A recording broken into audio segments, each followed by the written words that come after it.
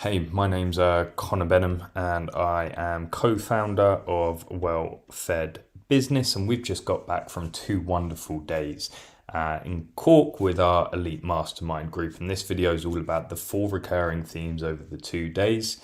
Whilst we were in Cork running the elite mastermind with 15 of our guys. It's an expensive mastermind, it starts at 36 grand, starts at 36 grand, and we had 15 odd people in the room, people who were very smart and eager to learn. And there were 4 main themes that ran through the 2 days, so I want to share that with you. But if you're curious as to what Elite is, it's our flagship program.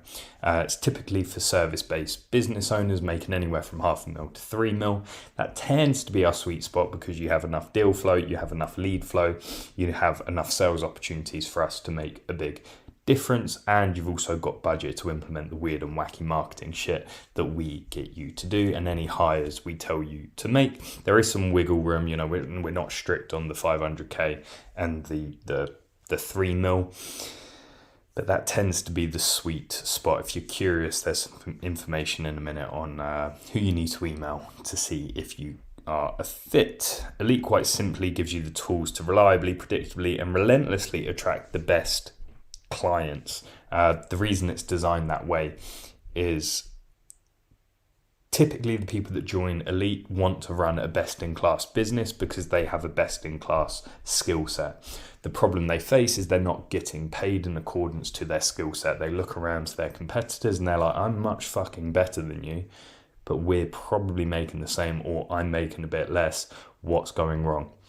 They join us, we fix that, we help them build a best-in-class business that matches their skill set, and they get paid like one. We meet 4 times a year in Cork Island. It's a really, really tight-knit group. We've had people, it's not just about business, we've had people share stories of severe mental health with both themselves, their families, their children. People sharing, going through divorce, the loss of loved ones. It's not just business, it's incredibly tight knit, which is why we're so careful on who we let in. On the business side of things, though, we all hold each other accountable, we celebrate each other's wins, and we understand the hardship of running your own outfit. You're watching this probably because you're a business owner, and you're probably watching this because you already know who I am and you already know who my business partner is, the evil, bald genius. And unfortunately, a recurring theme we see is how lonely business owners are. Their mates down the pub don't fully understand what it's like to run a business, the hardships that faces. They think you've got it cushy. Your family at home just expects the money to keep coming in and doesn't understand how difficult it can be on a day-to-day basis. And that's one of the unspoken things that happens at Elite. There's this just undercurrent of understanding of we're all in it together.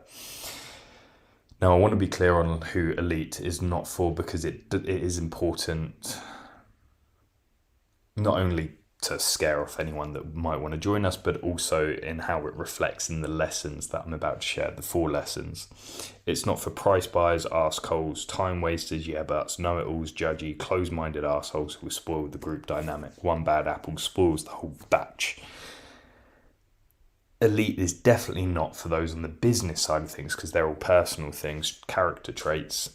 It's definitely not for businesses who don't have the ability or the propensity to charge premium prices. If you are trying to sell paper clips on a new platform that competes with Amazon's to nuns in Belfast, we're probably not going to be much help for you. And it's definitely not for newbies either. Price prohibiting, you just wouldn't fit in with the conversation of the group, nor is it if you're happy with a run-of-the-mill company. And if you do wish to join us, you just have to email Holly at Well Fed Business. Anyway, into the 4 recurring themes. That's why you're here. Number 1 is signature offer. There was a lot of people talking about their signature offer, and what your signature offer is. It's the main thing you promote, it's the main thing you market. It's not necessarily the thing you sell the most of, because typically a lot of people can make plenty of money by people trying to buy the signature offer, but then you downgrade them or upsell them, typically upselling them to something more expensive. But it's your minimum viable product to deliver a world-class service and fix their their problem. And there was questions around pricing. And our mantra is as much as possible, charge premium prices. And that's because we sell outcomes, not hours. We talk in terms of the outcomes we deliver, and we talk in terms of the problems we can solve. We don't talk in terms of the thing we do or how many hours we're going to spend on it. The minute you start talking or thinking in terms of hours, you inherently start a price comparison in their head. Instead, we want to be selling magic, which is selling outcomes, because that is intangible and it's something that your competitors don't do. Your competitors will talk about how reliable, how durable the flooring is. Talking in outcomes, it's about the money you'll save in the long run, how much it will wow your friends and families, how it's safe for the new toddler that you're bringing, the new toddler that comes around, how it's safe for them to crawl on it because the workmanship is so perfect, that sort of thing. There's no PVCs sinking into their blood, as some people seem to believe is possible. So charge as much as possible and make sure you're selling the outcomes, not hours. If you push the price too far and you start to see your conversions drop, there's nothing that says your prices have to be set in stone. They can be very dynamic. You can change it every bloody day if you so wish. If you think you've pushed it too far, you can scale it back. That simple and easy. We recommend everybody at this moment in time just to up their prices 10%. If you're watching this, just put your price up 10%. You're probably undercharging already. There was a question about how much to deliver in your signature offer, especially when it's something new to you, when it isn't something that you've thought about. You've only ever charged by the hour and you've never sat down and thought of something that can be a package that fixes a preset of problems and therefore delivers a package of outcomes as well. And the rule of thumb there, it's definitely better to over deliver than under deliver, because you can always ramp back. Under delivering and then ramping up makes you look a little bit desperate. It doesn't create that world-class experience, especially when we're charging premium prices. One of the main reasons we encourage people to charge premium prices is so they can deliver a world-class service, both in customer service and in delivery. Do the things that your competitors won't be willing to do and charge a premium for the pleasure, such as the simple things, promising to turn up on time. If not, there's a money-back guarantee, that sort of crap. But it's better to over-deliver, get some people in and see which parts of the signature offer they like the most. And this can be done in any business. I'm not going to hear that, it's easy for you. You're in the info market world. Fuck off. We've seen people do this in construction, which couldn't be more different. And the last thing about signature offer is you've got to look for the high value, low cost opportunities. And what I mean by that is the high value to the prospect, to the person actually experiencing your delivery. Something that's high value in their eyes, but low cost to you, both in time spent delivering and cost to deliver. These are the little things that make people go, wow. If you think of, simply getting a thank you card for when you send a birthday gift, that makes you go, wow, they're a really nice person. It cost them about 10 pence to do so in a little bit of time. That's an example of something that's really low cost, but really high value. There's several examples of this that I'm not going to get into right now, but I recommend you start a timer, 15 minutes, and think about all the things that you can do that is high value to your clients. Forget the low cost part, just pen, paper, 15 minutes, everything that is high value to your clients, everything from working on time to clear communication. And then next to each of the high value things, write down, is this low cost to you or high cost to you? Everything that's low cost should definitely be part of your signature offer. And then you've got decisions to make about the high cost, because you've got to work out the economics of your premium pricing and the cost to deliver your thing. Quite that simple. And this is how we create magic easily. The next is Socratic sales process. There's a few. This is such a large topic that it's going to be difficult to keep this just to 3, but I'm going to do my best because I don't want to overwhelm you. Typically, I'll tell you a story. Recently, we've been looking to upgrade our systems and software. So we went to Salesforce because we thought as we grow, they can grow with us, because they're such a fucking big company and they've been around for a while and they seem to fucking know it all. And I was heavily disappointed in their sales process. Heavily disappointed. And this is because they didn't ask enough questions to really get to the core of my problem. And when I tried to tell them, I didn't feel like they listened. And the reason I didn't feel like they listened is, rather than talking about it with me, they instantly said, yeah, we can do that. And they pulled up some demo and they showed me a piece of software. And it's like, well, no, I'm in the shit right now. I want to talk this through, because the thing you've just shown me, in fact, has confused me more. So this is why we do a Socratic sales process, one that is all about asking questions. No fucking demos, no free trials, none of that crap. It's, you've got a problem, come talk to us. And then when you get them on the phone, you ask them questions about the problem. Find out how long it's been going on. If it's something that can't just easily fix itself, why it matters to them. You get into the weeds with them, but you absolutely do not start bringing up pre-canned videos or pre-canned demos or a bunch of case studies and start talking them through it, because that's basically saying your problems don't matter. Look how large my fucking penis is. I can do everything. Doesn't make them feel particularly special, doesn't make them feel particularly well looked after, and that is why they will choose other people over you, because they feel like they've been spoke at rather than being listened to. If someone walks away from the conversation they've had with you and they've said to you, that's right, and I feel like I've been listened to today, 9 out of 10 times you're going to win the sale. Easy peasy lemon squeezy. That's an overview of what Socratic sales in, way too much, a lot more detail than I wanted to get into right now. But one of the big things about the Socratic sales process that is unique to us is we make them deal with objections up front. So typically you'll hear sales trainers and whatnot talk about how to deal with objections at the end of the call, at the end of the sales meeting, at the end of the event that ends with signing the contract and transferring money or not. And typically it takes 45 minutes to an hour and a half to get to that point, if not longer. We've had some sales calls go on for 2.5 hours. Seriously. So it really does my head in, because that's a serious investment of time, when I hear these sales trainers talk about how to deal with objections at the end of the call. One being about the wife or the business partner.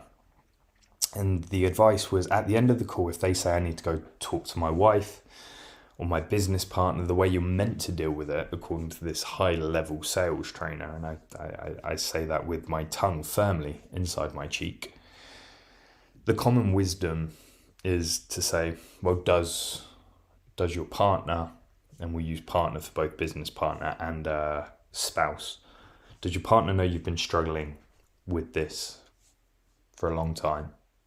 To which they'll say yes, because of course everything always goes perfect in the sales trainer's world, doesn't it? To which you say, well, do you think they'd be against you trying to fix it? Very clever wording taken from Chris Voss there. I see what they're doing. Now the prospect will reply, well, no, of course not. To which then you say, well, don't you think it's going to be better in this situation to ask for forgiveness rather than permission, because you might not do anything with this at all? And that's meant to be the magic close, but it's bollocks. You want to deal with any and all objection up front. So at the beginning of the call, you want to say to them, we're disgustingly expensive. You're not going to get much change out of X to X price. Now I get the feeling that's going to be a problem. Now I get the feeling you're going to tell me you can't afford that. And you do that at the beginning of the call, and they'll go, no, or they'll go, yeah, big problem. And then you can deal with it at the beginning of the call. And if you can't get over it with a few Socratic questions, well, can you get the money, that sort of thing, how important, what happens if you don't fix it, that sort of shit. Well, then you haven't wasted an hour and a half of your life just to be told they can't afford it at the end. We bring it up at the very beginning. It's the same way we say to them at the beginning of the call, is everyone here, is anyone missing that needs to be here in order to make a decision today? And if they say yes, then you say, well, I think it's going to be best we reschedule so we can have everyone on board having the same conversation. What do you say to that? You deal with it up front. If they go, no, everyone's here that needs to make a decision, you go, are you sure? And they'll go, what do you mean? You go, you don't need to go away, talk to your wife, get her permission, all of that stuff. You bring it up in a jovial fashion. You bring it up in a jovial fashion, and they'll always go, no. But if they say yes, you can deal with it there and then. And if you need, you can reschedule it and get her or him on the bloody call. You deal with all of these things up front. If you sit down right now, pen and paper, write down a list of all the objections you've ever had, boil it down to the most common 3 and bring it up in an orchestrated manner at the beginning of your call, your sales rate will double. That simple. Because what you're doing here is you're making it their problem rather than them throwing the banana skin at you at the end of the call saying, hey, deal with this one, fuckhead. You're throwing it to them and say, hey, deal with these banana skins for me because I know you're a bastard. I know you got them in your back pocket ready to throw at me at the end of the call. So I'm going to pickpocket them and throw them at your face so you can deal with them right now. Please stop thinking dealing with objections at the end of the call is normal. It's not. Bit passionate there. Don't fix their problems or demonstrate expertise when closing. I kind of touched upon this already. Stop throwing demos down their face. Stop every time they ask you a question or say they have a problem, immediately pulling up a previous piece of work. This hurts your close rate. If you're sat there twiddling your thumbs going, I've got no idea why I close 10% of my deals because I show them all the evidence and it's irrefutable evidence, and every problem they have I've told them and shown them how I can fix it. Why are people not buying? Dumbo, that's the reason they're not buying. You're not listening to them. And if people don't feel listened to, heard, and they're not sat there repeatedly saying to you, that's right, they're not going to buy. It's quite that simple. Or they might buy, but you're not going to be closing at the 75% we do. And make them fight for their problems. When you start talking in terms of signature offers and you sell outcomes to a very specific set of problems, to a very specific set of people come to you primarily to fix a problem. If you've got your positioning and your marketing right, they'll already know you're expensive.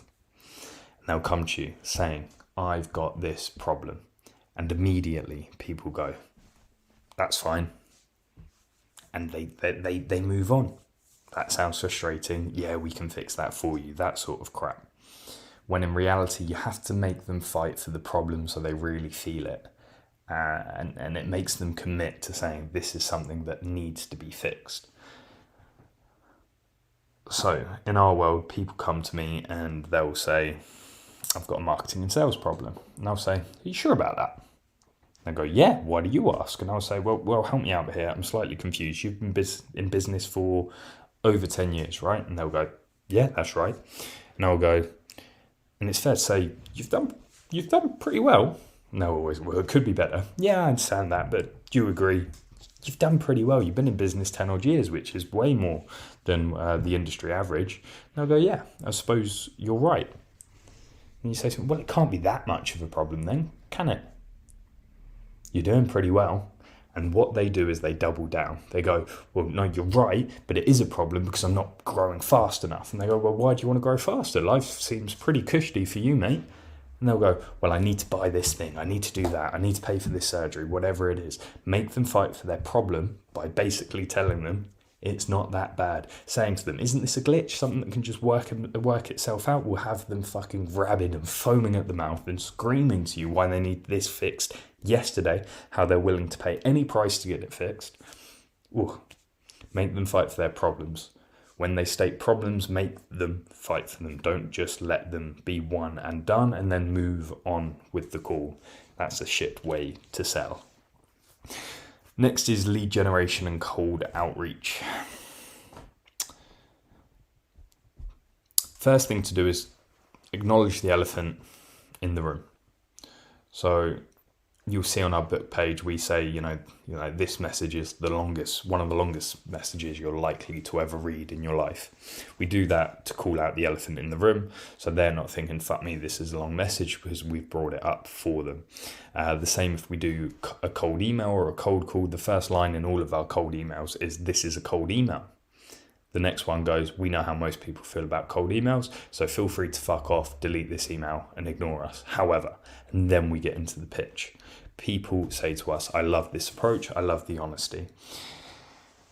If you're not bringing up the elephant in the room, it becomes this unspoken tension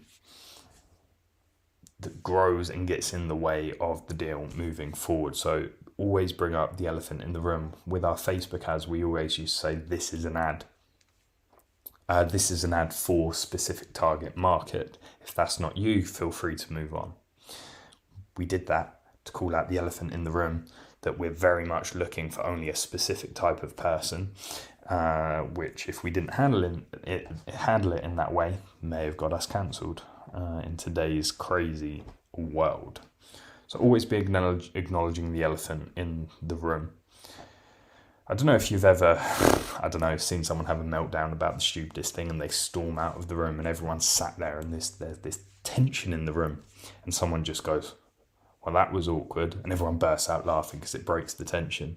It's because they've acknowledged the elephant in the room. It immediately relieves any tension, and tension stops deals moving forwards. And then the other thing about lead generation and cold outreach, each message, sentence, step in the strategy has one purpose, and that's to keep the process moving. Typically, if it's a sentence, it's to get them to read the next sentence, then the next sentence, until they're on that slippery slope to the sale. In a lead generation process, when you're giving away an ebook or whatever on the front end, the next step isn't immediately buy my shit. It's to go read the email, or it's to go book a call. It's whatever the next logical step is. And then that sells the next step, that sells the next step. You want to plan this shit out in great detail and make sure each piece and each part has a function, and it's doing that function by selling the next step, whether that's the next sentence, whether that's the next part of the strategy, whether it's the next sentence on a cold call. It's that simple. Don't build a bridge too far, because that's one of the number one killers of sales. It's like proposing to someone on the first date. We just don't do that. We need some time to nurture them. And in order to nurture them properly, each step has to be selling the next step. Don't do that. You're asking them to get married. And if you fail to do that, you're asking them to get married on the first date. And any marriage where that has happened, I highly doubt they've been successful. But hey, what do I know? And the last one was discipline, which might be an odd one. You want to protect yourself from bright, shiny objects. These guys in the room, they've got very successful businesses, ranging from, few 100,000 to several millions. But there seems to be there seemed to be this theme of, I want to do this thing because it seems fun, or this elaborate marketing plan that I put together hasn't worked. And it's because they've seen something and they've been distracted by a bright, shiny object. And if they kept to the basics and revisited those basics every 3 months and kept their business in line with, the 3 core principles we teach, they'd be far better off than dicking around with all of these fancy tactics and strategies. And one of the reasons that you'd be better off from protecting your focus from bright, shiny objects and just doing the basics correctly is because your competitors are also getting distracted by bright, shiny objects. Most businesses fail to do the basics consistently and do them well. If you see any great company, without fail, they do the basics right and they do it properly. That is like the absolute foundation of any great company. And I said it earlier in this video. If you simply do all of the things that your competitors won't do, you'll go a long, long way and you'll be able to charge very high prices. The next is work from a calendar. Have a fucking schedule. be perfectly honest. This might sound very basic, but it's worth bringing up. If you're not at the beginning of your day reviewing a calendar, which is essentially your schedule with all of your calls in, all of your responsibilities, and figuring out when you're going to work, like when you've actually got 2, 3, 4, 5 hours of emptiness to get shit done, to work on the projects that are going to move the business forward, of course you're scattered. And even worse, if you're not documenting the projects that you're working on and defining what done looks like before you undergo a business development project, of course you're not going to be very productive, because it's just scattergun. There's no commitment, there's no accountability, there's nothing to work from. And if you don't know what done looks like when implementing a new email automation system, when starting a new lead generation campaign, if you don't know what metrics to track to measure the success of a campaign, of course you're going to be scattered, and these projects are just going to tail on forever, because perfection has no end. Perfection doesn't exist because it's just infinite. So work from a calendar, get strict with your time, have all your commitments in there. There's a video, I think 2 before this,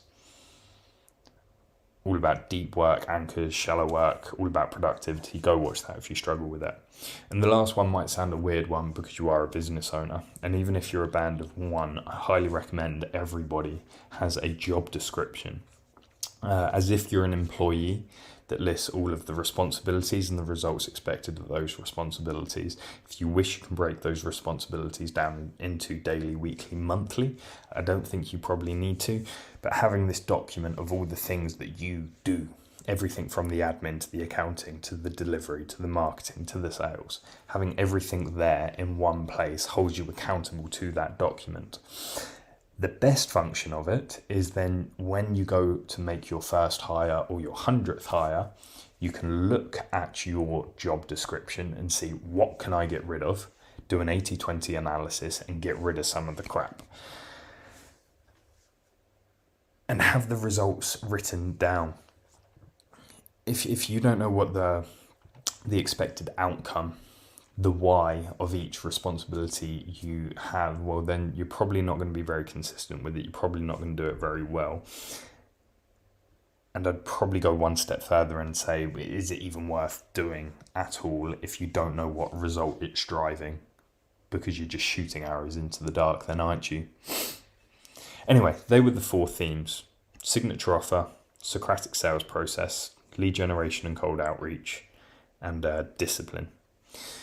As you've probably seen down here, there's some screenshots, the implied yes. I gathered these from one singular post inside our client forums the other day. So we've got these our private forums, our private membership site for clients.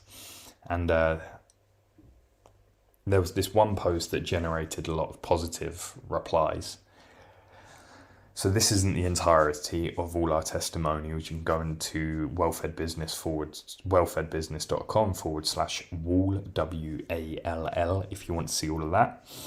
But I thought these were good to show you because they're hot off the press, off the back of a Wicked Elite event. So first and foremost, there's the implied yes. And this client is an elite client that posted this. His name's Richard. He said he loves the approach. This is taught in the Socratic sales process module. And he says he loves the approach, asking questions where you want the answer to be no. That's a big thing. Don't ask questions where the answer you want is yes. Only ask questions where the answer you want is no. It's a simple reversal of the question. As he says, it works a treat every time. They feel in control and you're controlling the conversation and everyone feels good about it. It does take practice, a lot of practice, and it is very worth it. You are right, Rich. It's a huge element. Yeah, one of the biggest ones. Sometimes every now and again I'll ask a yes-based question. I'll fucking kick myself under the table like, you fucking donkey. And then he says, lovely, EBG.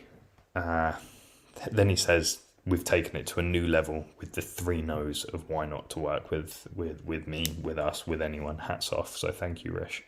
I love this one here. It works. I just cashed out my mortgage. Enough said. That was a casual comment. I'm not going to read all of these. There'll probably be a link to this document below so you can have a look at it yourself. But this one says the old him would have gone right in and booked a demo and done the demonstration thing I spoke about, where it wasn't a conversation, it was just, you've got a problem, let me show you how I've already fixed it. And he was like, I'm not making any sales. He came to us, we fixed that. He stopped doing that. Now he's making plenty of sales. And rather than dicking around, he's got several sales calls booked in for Monday afternoon. And I know this person hadn't made many sales at all. He joined Call Control. He watched a 20-minute video out of the 50 plus hours in there. He watched one 20-minute video and immediately closed 2 deals for I believe double his previous price. And he learnt this from Call Control, which is the curriculum that we give our elites. And he, as he says, he learnt that from a small sweary dude, that's John, and his carer Connor, that's me. Oh, there's one really long one in here. Let me get, that's not in here, that should be here. This one's from Kevin. He says, I've been in Connor's world for a very long time. There is no question what they deliver works. I think he left out EBG there because it's definitely not all me. Anyway, let me go grab the other lovely comment. Right, I'm back. This one's fucking huge. Look at it. So I'm not going to read it. But essentially, this guy's in construction, big business, nice big fat margins and turnover when he came to us. And we've since shrunk the profits, but retained the profit. Shrunk the turnover and retained the profit. So he's got less stress, less work, which was one of his main objectives. And he's done that by going against the industry norms in construction, such as saying no to retention. He did that at the very beginning and it saved him 12k on one job alone. He's been saying no to main contractor discount, and none of this has affected him winning the work he wants. And probably the most important part of this message here is he's been in our world for a long time and he didn't do the work and didn't see any real results.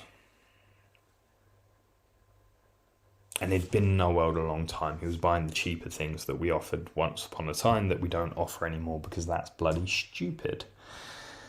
And then he joined Elite, which is painfully expensive, as you know, and he started actually listening and implementing. And since then, the results for him have been outstanding.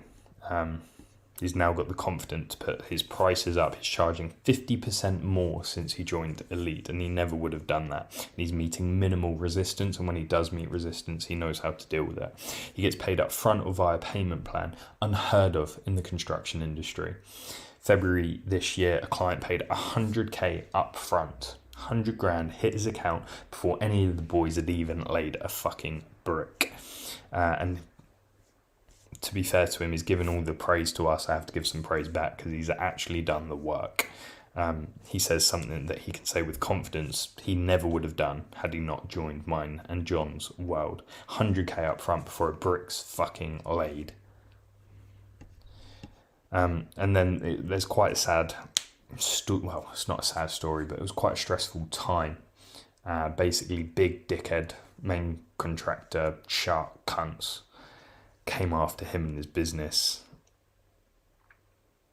essentially with the intention to put it under, to do him out of a lot of money. Whatever number you're thinking of, you probably need to add a couple of zeros. A lot of money. And to be fair to John took him under his wing and guided him through the negotiation process against this large company with big lawyers, big scary legal teams, and we won. Saved his sanity, his family, his business, as he puts in here. We beat the bastards. And this is my favourite part here, trust the process. Now, whether you've stumbled across this video for the last time, and if you have, it's very unlikely you've watched the end or you've been following us guys for a long time. If you haven't already, get yourself the book, M82. Just go to wellfedbusiness.com/book and get yourself a copy there.